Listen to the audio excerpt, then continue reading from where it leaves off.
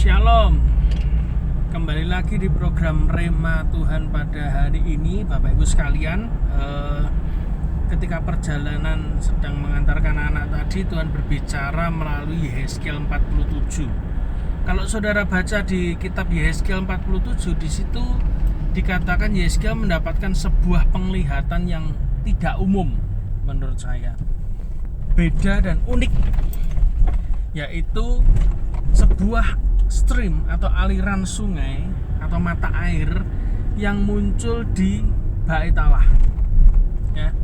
Jadi ceritanya di dalam Bait Allah itu muncul sumber air, lalu air itu mengalir melalui ambang pintu Bait Allah, semakin ke pelataran semata kaki, semakin jauh selutut, semakin jauh alirannya, semakin dalam ke pinggang, lalu semakin jauh sampai ke dada, sampai akhirnya Yehezkiel mendapatkan penglihatan dari Tuhan. Semakin aliran sungai itu mengalir menjauhi Bait Allah, gedung Bait Allah, maka sungai itu semakin dalam dan membuat orang tenggelam di dalamnya.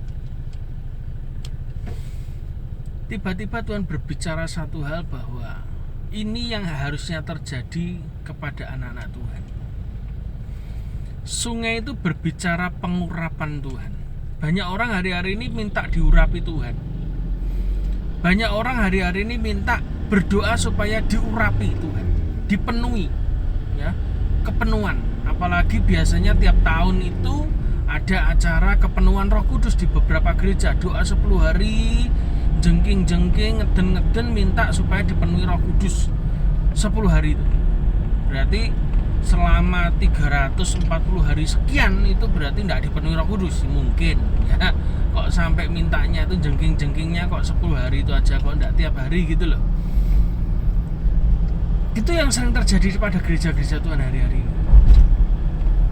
Dan satu pesan yang saya tangkap adalah pengurapan Tuhan itu aneh. Semakin menjauhi gedung bait suci, gedung Bait Allah, maka pengurapan itu semakin dalam dan membuat tenggelam. Bahkan di penglihatan Yehezkiel, setiap tanah, setiap area yang dialiri oleh sungai itu maka akan hidup. Wah, luar biasa. Jadi setiap tanah yang dialiri oleh sungai itu, yang keluar dari Bait Allah, yang semakin menjauh, semakin dalam, semakin besar, itu kanan kirinya hidup semua, ada kehidupan. Lalu Tuhan berbicara jelas begini, ingat ya, semakin kita di dalam Bait Allah, di dalam gedung gereja, kita berasik masuk, hanya beraninya beriman di dalam gereja, pengurapanmu hanya sebatas mata kaki. Tapi ketika engkau berani keluar dari gedung gereja dan engkau melangkah memberitakan Injil ke jalanan, maka pengurapan itu akan semakin ditambahkan dalam kehidupan kita. Ya, Goliat diurapi Tuhan, betul. Tapi pengurapan Daud diurapi Tuhan, betul. Tetapi semakin Daud berani memutuskan keluar dari rumah bapaknya dan dia melawan Goliat, maka pengurapan itu makin bekerja dalam kehidupan Daud. Buktinya apa? Setelah diurapi oleh Samuel, dia bisa mengalahkan Goliat, dan dari situlah promosi dari Tuhan naik dalam kehidupan Daud. Semakin dia melangkah keluar, semakin dia berani, maka pengurapan itu semakin besar dalam kehidupan Daud. Pertanyaannya adalah, hari-hari ini apakah kita masih sibuk di dalam gereja? Kita menyibukkan diri dengan aktivitas ritual dalam gereja. Kita ini merasa diri kita tuh seperti kayak imam gitu, ublek kayak di dalam gereja. Padahal bukan itu yang Tuhan mau loh. Tuhan tuh mau kita pergi, beritakan Injil, jadikan semua bangsa muridku. Jadikan semua bangsa muridku. Semakin jauh engkau keluar dari gedung gereja dan engkau memberitakan Injil kepada banyak orang, mendoakan orang di jalan-jalan, maka di saat itulah pengurapan Tuhan akan membuat engkau tenggelam, dan apa saja yang disentuh oleh tangan kita, Tuhan akan buat kehidupan. Saya mau kesaksian tentang ini, Bapak Ibu sekalian. Kita semua tahu di Banjir Rezeki banyak nabi-nabi Tuhan tiba-tiba begitu aja diutus untuk datang, untuk berkhotbah, untuk bernubuat. Dan saya melihat dari beberapa nabi yang berbeda, nubuatannya hampir sama, bahwa Banjir Rezeki ini dipakai Tuhan, ada tabut Tuhan, ada hadirat Tuhan, dan lain sebagainya. Tetapi sampai beberapa waktu yang lalu saya memutuskan untuk hari Sabtu itu pagi kita adakan doa keliling. Kita doa keliling, lalu kita makan di sebuah warung dan kita mendoakan pemilik warung dan orang-orang yang di situ. Kemarin Sabtu ketika saya bersama Bu Susi sedang doa keliling, lalu kita mampir ke sebuah warung. Kita ngobrol lalu kita mendoakan yang pemilik warung, dan ternyata ada orang yang juga makan di situ, duduknya di luar warung waktu itu, ngopi dia. Sedang kita mendoakan pemilik warung, ya, pemilik warung mau didoakan. Saya mendengar dari luar orang yang ngopi ini itu mengaminkan setiap doa-doanya Bu Susi yang mendoakan pemilik warung itu. Kaget saya. Wih, ada yang mengaminkan orang di luar itu. Dan saya percaya, ternyata selama ini kita ini ketakutan mendoakan orang di jalan-jalan, takut kalau kita ini dilempari batu. Ternyata enggak. Saya percaya sungai Yehezkiel itu sudah dibuka Tuhan dalam Banjir Rezeki, orang-orang di Banjir Rezeki. Asal mereka semua mau melangkah seperti kita, pasti di jalanan, di warung, dimanapun Anda mendoakan orang itu pasti mau, dan orang itu pasti sembuh, dan orang itu pasti menerima berkat Tuhan. Masalah bertobat terima Yesus urusannya Tuhan, tetapi tugas kita adalah pergi memberitakan Injil, doakan yang sakit. Dan itu terjadi betul, berkali-kali kita sudah lakukan itu setiap Sabtu. Dan puji Tuhan, pengalaman-pengalaman yang saudara dengar dari orang-orang yang mengikuti doa pagi itu, saudara perhatikan bahwa mereka semua diberkati Tuhan. Ya, orang-orang yang kita doakan itu senang. Di warung itu ada yang minum kopi, ada yang ikut makan, ya kita doakan sekalian, mereka mau. Itu artinya Jesus on street, yaitu Yesus itu ada di jalanan gitu. Kenapa kita tidak berani? Dan yang membuat saya yakin bahwa pengurapan itu semakin dalam ketika saya berani melangkah keluar dari gedung gereja untuk memberitakan Injil adalah suatu ketika saya bersama istri itu jalan-jalan. Kita kalau pagi biasanya jalan-jalan keliling begitu, lalu kita melewati satu daerah, dan tiba-tiba di tengah jalan gitu saya menemui ada orang yang melihat saya dari jauh kejauhan. Orangnya stroke, perempuan. Oke. Lalu istri saya membawa peyek begitu, jalan melewati, lalu kita sapa, kita ngobrol bentar, namanya siapa. Ya sudah, kita lewat kita aja. Sampai beberapa hari kemarin tepatnya istri saya tidak ikut jalan-jalan, saudara.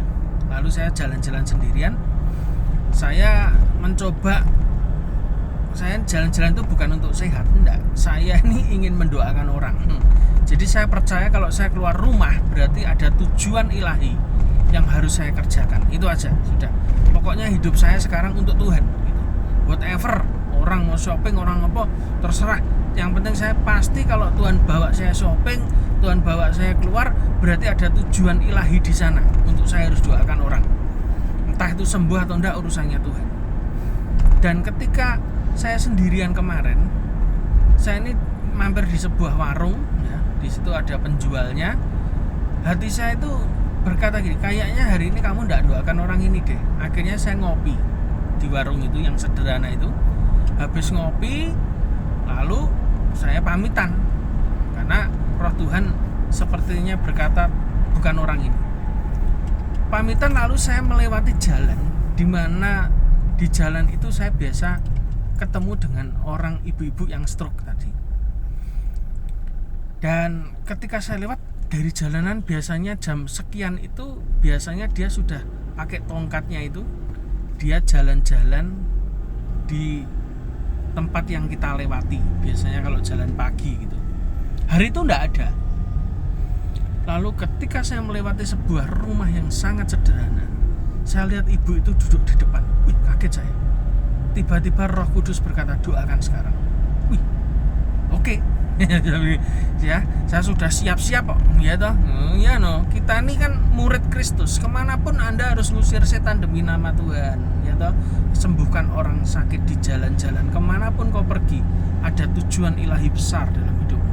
Lalu saya masuk ke rumahnya yang sangat sederhana sekali di teras tuh ya juga banyak telek ayam, tapi saya duduk itu aja. Lalu saya ngobrol, saya mulai berkenalan. Ternyata nama ibu itu adalah Khotijah. Kita ngobrol. Lalu dia mengucapkan satu kata yang saya kaget, saya tidak pernah lupa. Nanti tidak tahu apakah nanti sore Selasa Kesaksian nanti saudara perhatikan di channel YouTube-nya Banjir Rezeki, apakah dia nanti juga bersaksi. Dia bercerita sederhana.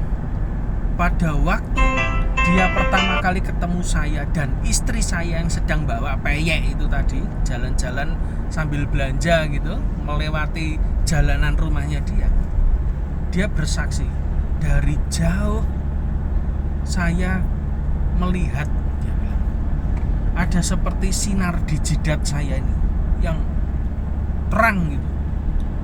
Waduh, saya mikir wah mistik banget ini, dia bilang gitu. Tapi dia cerita itu, dan saya tahu dia tidak bohong. Dia bilang, saya dari kejauhan saya lihat omnya ini kok ada sinar di kepalanya. Waktu itu saya takut, saya mikir siapa orang ini gitu. Dan ternyata om kok hari ini mampir ke rumah saya yang jelek. Dia bilang, oh enggak apa-apa bu, saya mampir. Lalu saya ngobrol, saya tanya sakitnya sejak kapan. Ternyata dia bercerita dia kena malapraktek, jadi mati separuh begitu, tangan sampai kakinya, berawal dari sakit gigi. Lalu singkat cerita saya berkenalan, dia bilang namanya Ibu Khotijah. Dan saya bilang, bu, boleh enggak saya doakan gitu. Wah, dia nangis. Lalu dia bilang, mau enggak masuk ke rumah saya? Saya kaget. Oke, masuk, saya pengen lihat dalamnya juga. Lalu kita masuk, saya duduk. Dia nangis jadi-jadinya. Dia nangis tuh sambil berdoa sama Tuhan. Tuhan, terima kasih sudah Engkau kirim hambamu ke tempat ini. Kok dia mau duduk di rumah saya yang sederhana, tidak kebetulan, ini seperti emas bagi saya. Dia nangis, saya bilang, saya kaget, apa ini? Saya bilang itu. Tapi saya tiba-tiba diingatkan Tuhan, itu sungai yang mengalir. Sungai yang mengalir yang kau bawa kepada orang-orang seperti itu membawa kehidupan dalam hati mereka yang selama ini mereka kering. Lalu mereka tiba-tiba hidup kembali, bersemangat kembali. Mereka meyakini Tuhan itu hidup. Lalu saya dipuji-puji seperti itu, langsung saya bilang, enggak bu, saya cuman taat sama Tuhan. Kalau saya kesini enggak kebetulan, artinya Tuhan sayang sama ibu. Makanya hari ini Musa yang diutus masuk ke rumah ibu. Di rumahnya enggak ada apa-apa, sederhana, cuman kursi kayu begitu aja. Lalu saya selesai, saya coba dengarkan dia bagaimana dia berdoa kepada Tuhan. Dia nangis, lalu saya bilang, sekarang giliran saya berdoa. Lalu saya doakan dia, dan puji Tuhan, hatinya mulai dibangkitkan lagi. Lalu saya bilang, boleh enggak kalau besok Selasa ikut ke Banjir Rezeki? Loh, ada apa? Di kita ada persekutuan doa, setiap orang boleh datang. Kalau ibu kesulitan pakai sandal, tidak usah pakai sandal. Besok Selasa, yaitu hari ini, tak jemput pakai mobil, datang ke Banjir Rezeki. Lalu dia bilang, "Nggih, matur suwun, kula ikut, saya mau." Puji Tuhan. Dan saya percaya ini adalah waktunya untuk orang-orang mulai bergerak di jalan-jalan. Orang mulai pergi ke jalan-jalan, temukan orang sakit, doakan mereka, bawa mereka pada Tuhan. bawa mereka pada perkenalan akan Tuhan.